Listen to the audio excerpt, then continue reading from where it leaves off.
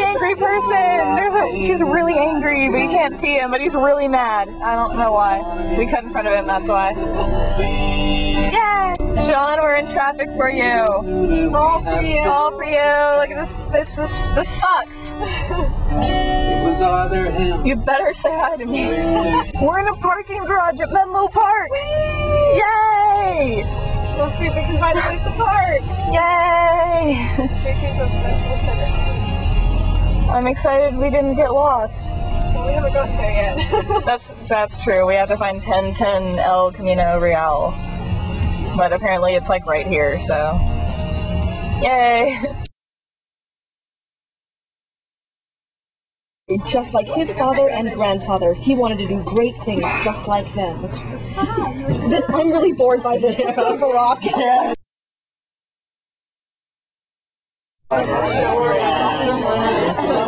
Oh man.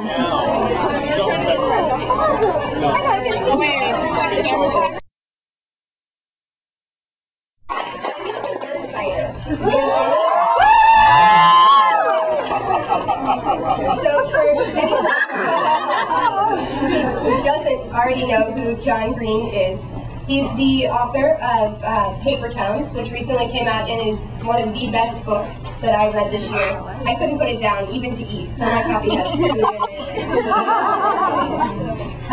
So John also wrote An Abundance of Catherines and Looking for Alaska, which received the Michael J. Prince Award in 2006.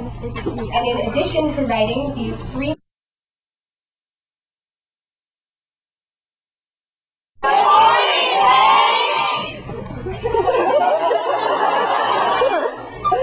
Thursday.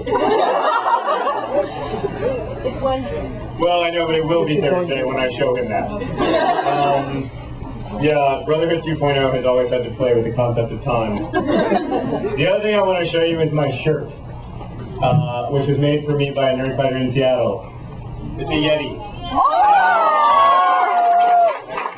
And the video involves my wife is called the Yeti, and it was a very sweet gift because it's been a while since I've been home, and it's nice to be reminded. Okay. Thanks for coming. There are a couple people here who were here the last time that I did a signing in San Francisco.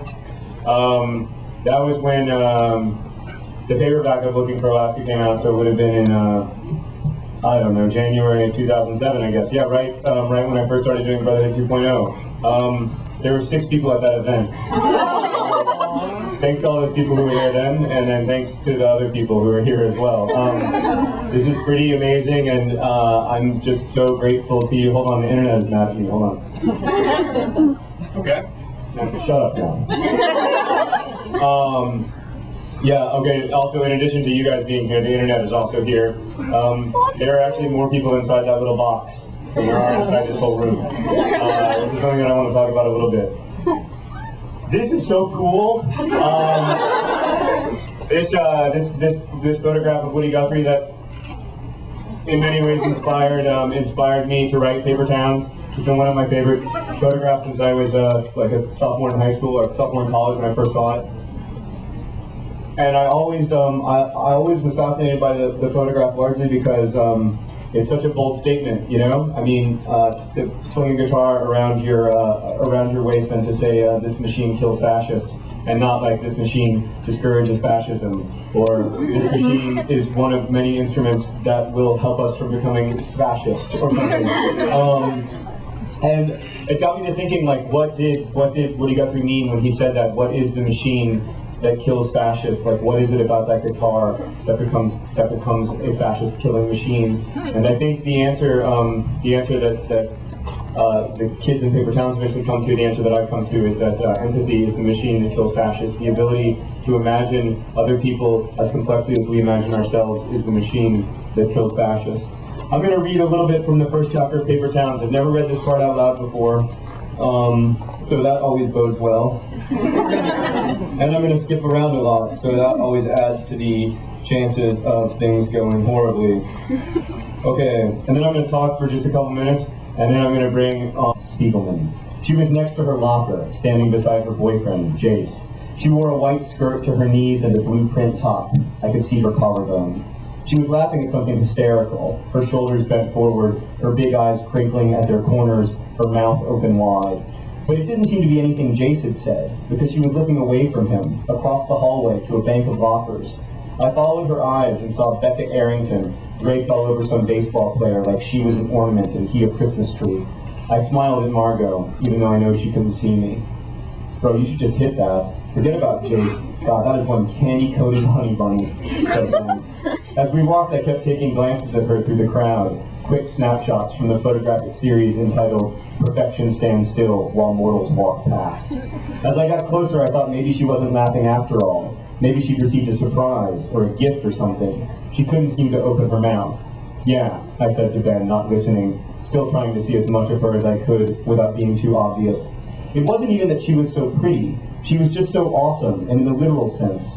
And then we were too far past her, too many people walking between her and me, and I never even got close enough to hear her speak, or understand whatever the hilarious surprise had been.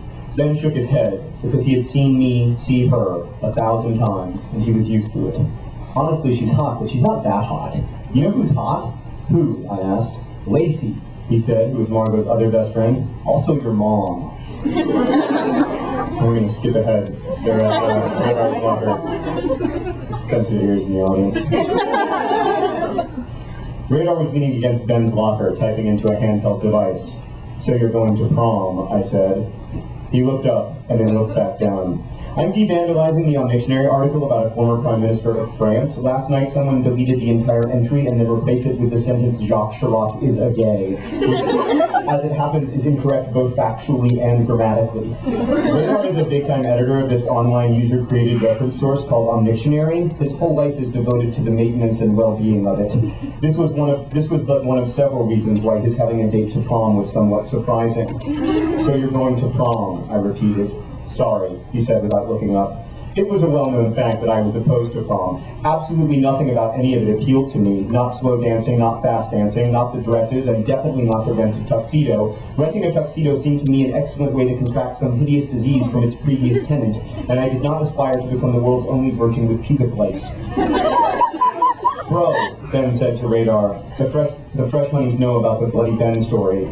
Radar put the handheld away finally and nodded sympathetically. So anyway, Ben continued, my two remaining strategies are either to purchase a prom date on the internet or fly to Missouri and kidnap some nice corn-fed little honey bunny.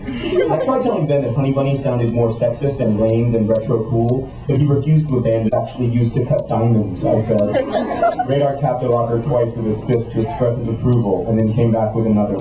Ben, getting you a date to prom is so hard that the American government believes that the problem cannot be resolved with diplomacy, but will instead require force. I was trying to, that's a San Francisco joke. It don't play in Plano. I was trying to think of another one when all three of us simultaneously saw the human-shaped container of anabolic steroids known as Chuck Parson walking toward us with some intent. I guess I'm going to read. Hey.